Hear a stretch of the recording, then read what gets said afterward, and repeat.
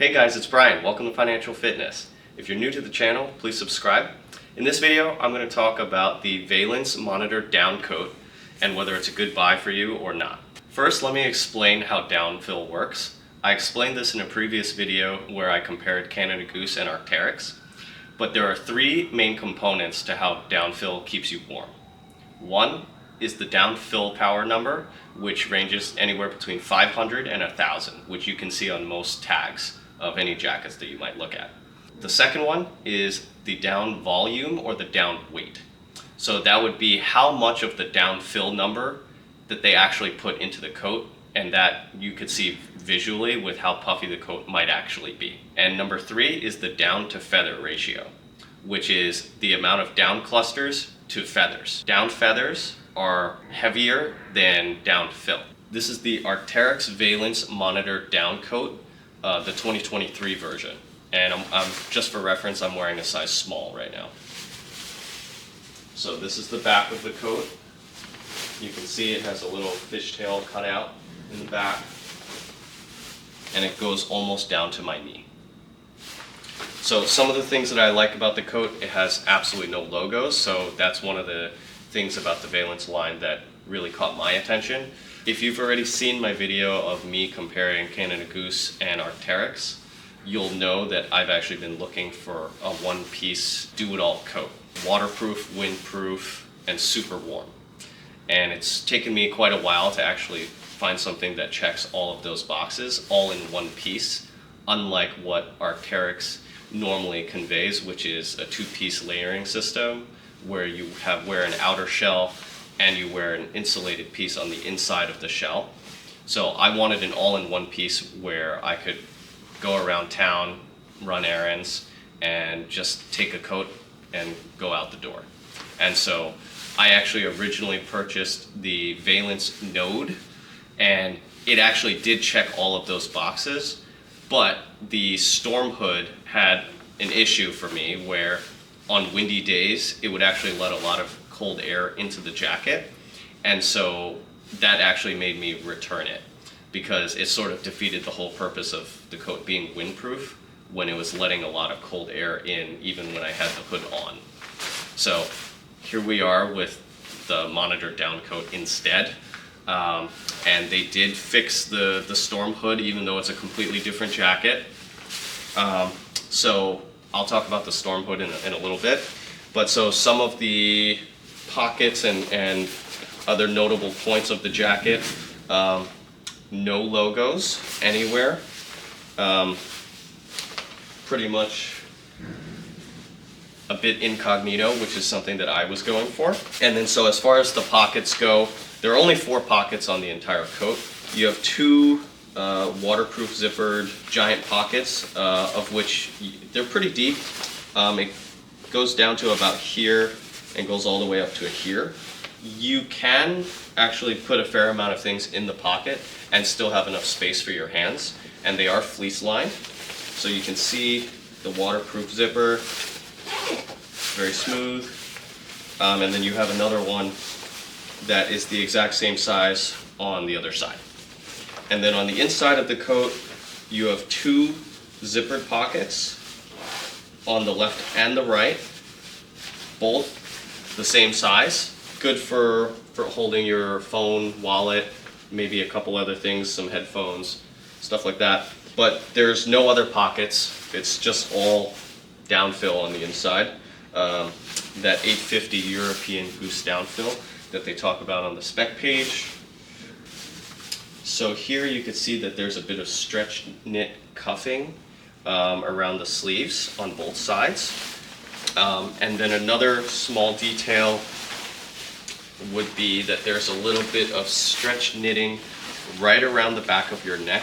So like right over here. It might be hard to see on the camera.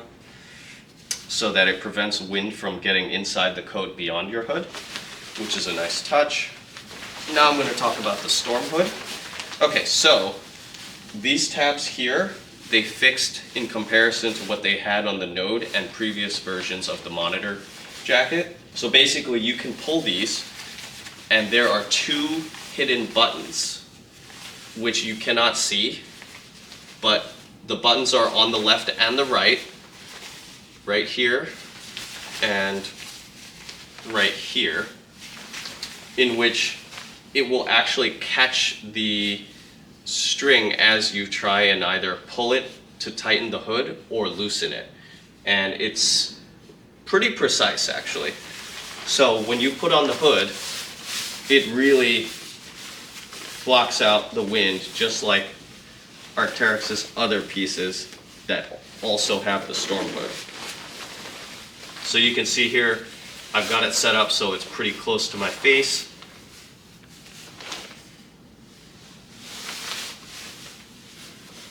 And then there's a small adjustment for the depth on the hood by pulling this.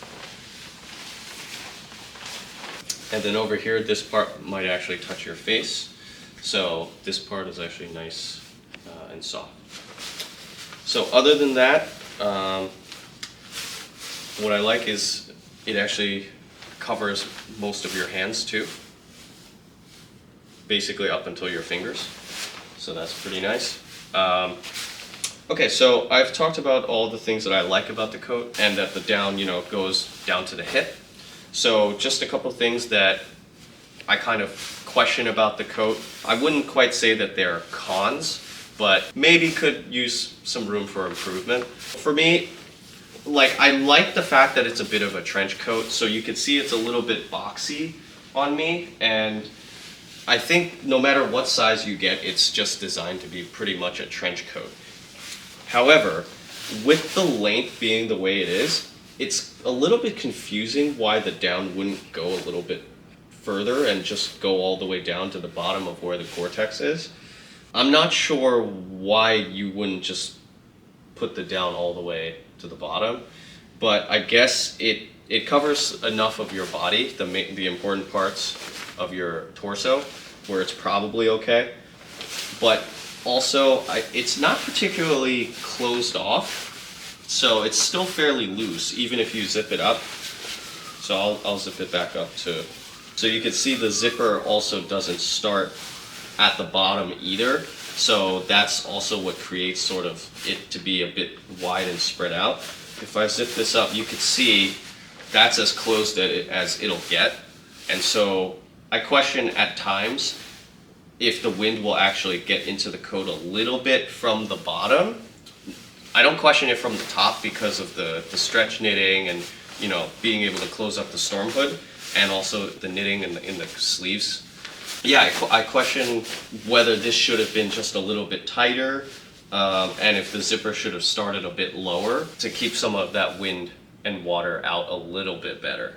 But overall, it doesn't restrict you from walking though, so I can kind of understand it being a little bit open in a way. Just some thoughts that I had though. And then also, as I'm unzipping, sometimes it's a little bit difficult to actually unzip it. But it's pretty simple to zip the coat up. A little bit difficult to unzip it. So you can see how it just started zipping immediately. However, when I'm unzipping it, sometimes it's easy, sometimes it's not. But again, those are some minor things about the coat that either could use some improvement or just minor critiques from me and my preferences. So I tried on the extra small also, and I actually fit the extra small, but it didn't really give me too much room to move around inside the coat, or even add a thick sweater on top of a base layer. So I ultimately decided to go with a small just for a little bit of extra room. It actually isn't an extraordinary extra amount of room in comparison to the extra small, but it's enough to be able to wear another layer on top of a base layer under the coat if you need to. But the extra small, it's base layer only, and I felt like that was just a little bit too small. But I did try them on, so I should have a photo of both.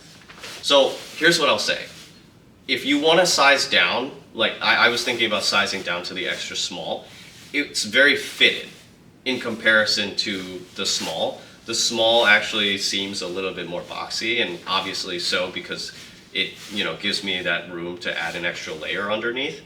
But I'm not sure whether I really wanted something quite that small where I couldn't add any other layers under it if I wanted to. But I will say it looked better and it was much more fitted. So I had tried on this coat last year and decided not to get it just because of the price tag. So full price, it's an $1,800 coat, which in my opinion, I'm not sure any coat is worth $2,000 or almost $2,000. So I didn't really consider it or take it seriously, but I did try it on. And I didn't really think much of it at the time because I only saw it in black. So I just felt like it looked like any other very average coat. But I recently went to the outlet and they had it discounted down to $1,200. And I saw it in white. So I thought it was pretty different because not that many coats come in white. And it kind of seemed a little bit more unique.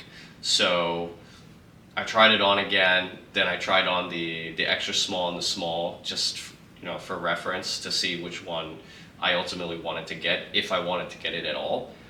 But I think in a combination of it being discounted and the fact that it kind of did check all those boxes, waterproof, windproof, and super warm, like a high down fill power and actually a pretty decent amount of down. The coat weighs 2 pounds, so for something that keeps you this warm, that's pretty light. So I'm sure if you're starting to research down coats, you'll see that things that are on this same level are going to be somewhere in the 1.5 to 3 pound range. So I think if you're going to look at any of the Veilance line at all, or in Arcteryx in general in many cases, I think it's a good idea to actually check out the outlet, and they have an outlet section on their website, so I would definitely take a look there, or actually physically go to an outlet, especially during the holiday shopping season. They do tend to have some pretty good discounts. I think being able to get something that would typically be in the $1,000 or $1,000 plus range, discounted by at least 15%, 20% or so, would be really helpful. I think the Veilance pieces are pretty nice, but they also have the highest price tags of anything within their lineup. If you really like the urban wear aesthetic of the Veilance line and the functionality that Arcteryx brings to all of their pieces, I think it's something worth checking out, especially if you can get a pretty good price on it. Thanks so much for watching. I hope you liked this video and found it insightful. Click the like button if you did, and please subscribe if you haven't already. Click the notification bell so you can see when I post videos next. Feel free to leave any comments, questions, and topics you might want to hear in future videos to get on track to being financially fit. See you in the next video.